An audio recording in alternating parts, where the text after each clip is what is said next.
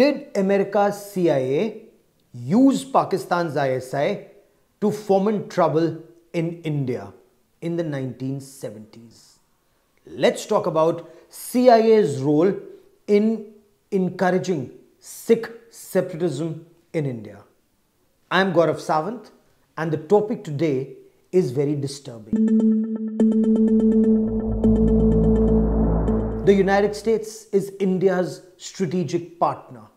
India and the US, the oldest and the largest democracies in the world, strong allies.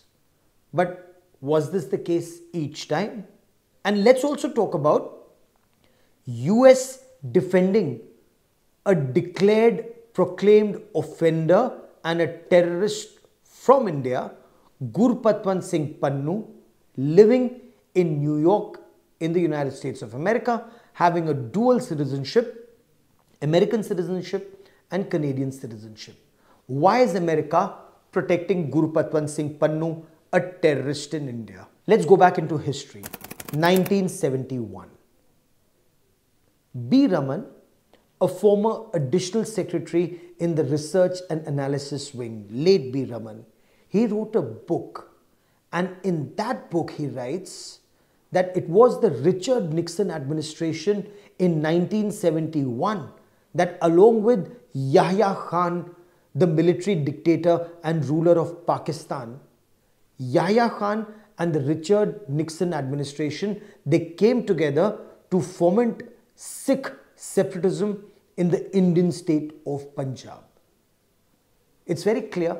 Nixon and Indira Gandhi did not get along. India was very close to then Union Soviet Socialist Republic or USSR. And perhaps is that the reason? I mean, when you look at history, is it the same reason today that it was in the 1970s that the Nixon administration actually fomented trouble in Paradise, in Punjab? Let me quote what the book writes. And this is a newspaper article that says CIA and ISI encouraged Sikh terrorism. And it goes on to say that the Richard Nixon administration in the US had initiated a covert action plan in collusion with General Yahya Khan's government in Pakistan in 1971 to encourage a separatist movement in Punjab. The plan envisaged the encouragement of a separatist movement among the Sikhs for an independent state to be called Khalistan. In 1971, one saw the beginning of a joint covert operation by the US intelligence community and Pakistan's inter-services intelligence to create difficulties for India in Punjab. And then it goes on to elaborate how people from Punjab or leaders from Punjab or separatists from Punjab were encouraged to go to travel to Pakistan. Yahya Khan's administration gave them some relics to give them some kind of respect and acceptance in the Sikh community, overseas Sikh community. How the Nixon administration facilitated their travel to the United States of America and their meetings with journalists in America, with officials at the United Nations, and how they floated a bogey of human rights violations in India. So there was a covert plan. This was in the 1970s. Let me now also take you to an article that appeared in the New York Times in 1984. So I'm giving you a brief history so that you understand what's happening today and you get to the roots of the problem. Nixon administration in 1971. This is an article from the 16th of June 1984 in the New York Times. And this article goes on to say that Mrs. Indira Gandhi, in June 1984, Indira Gandhi was alive, she was the Prime Minister of India, and Indira Gandhi was very worried about US meddling in India's internal affairs, and she wanted the US to stop meddling in Punjab. So 1984, Indira Gandhi wanted the US to stop meddling in Punjab. This article goes on to say that Mrs. Gandhi told former West German chancellors, and it names Helmut Schmidt and Willy Brandt, where she told the Americans, where she told the Germans that the CIA had a hand in Punjab troubles. This is not all. CIA is alleged to have masterminded a plan to funnel weapons through Pakistan to the followers of Jarnail Singh Bhindranwale in Punjab. That's not all that Indira Gandhi feared. Indira Gandhi also feared, according to this article, CIA's interference in national general elections in India. This is a problem that India was facing in the 80s and the 1990s. It appears we are facing the same problem today.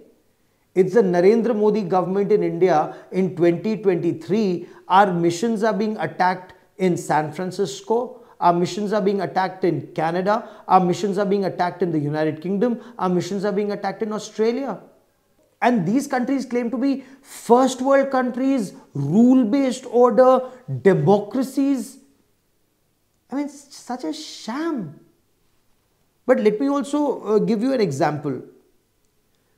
Talvinder Singh Parmar of Babbar Khalsa. Do remember this name, it's important.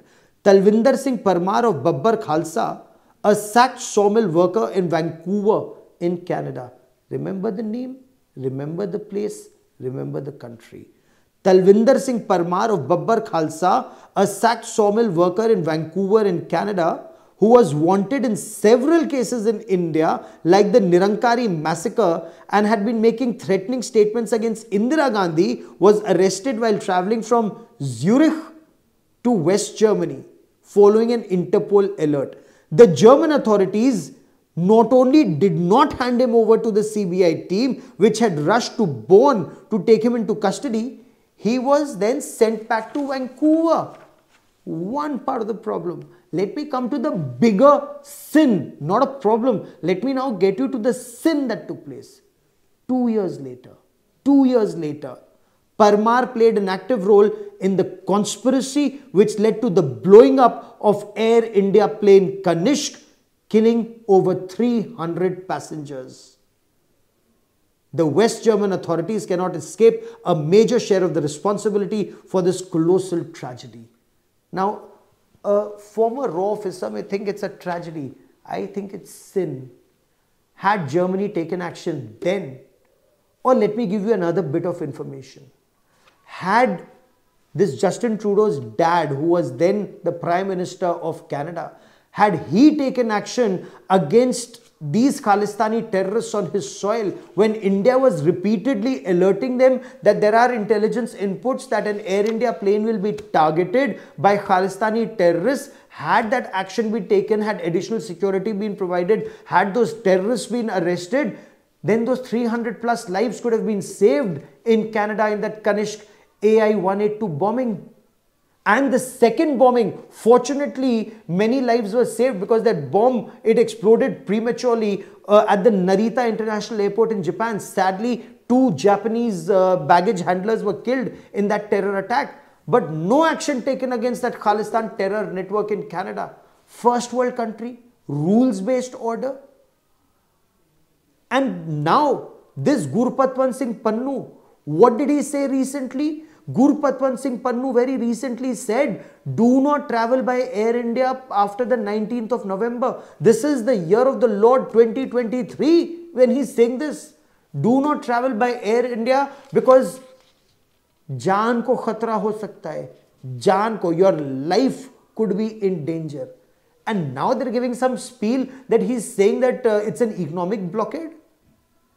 I mean, is their IQ low, or they think the world's IQ is low? That they're giving such cover fire to elements like Gurpatwant Singh Pannun, or elements like Parmar, or outfits like Khalistan, because they midwifed the birth of these terrorist organizations, or actually gave birth to these terrorist organizations. Are we paying for the sins of Richard Nixon's administration in 1971? And the inactions subsequently, including of the Joe Biden administration. Prime Minister Narendra Modi was recently was in the United States of America as a state guest.